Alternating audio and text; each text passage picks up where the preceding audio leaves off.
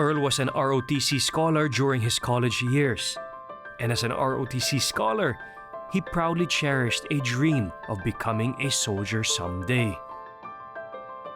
Yun yung nakatulong sa akin na maka-finance ng studies ko. Okay. And I want to give back to the very institution that helped me complete my studies. Tapos hindi ko alam na nag-exam pala siya ng yung tinatawag nila na APSAT. Nag-exam siya doon sa Davao City. Tapos hindi namin alam, number 1 siya, sir, nag-top siya sa exam. Gusto talaga niya nung una, magkuha daw siya ng criminology. Ayaw ko nga, kaya nag-nurse na lang siya. Takot ako, sir, kasi yung mga kamag-anak ko kasi naging army din, tapos namatay sa encounter. Baka na mangyari sa kanya.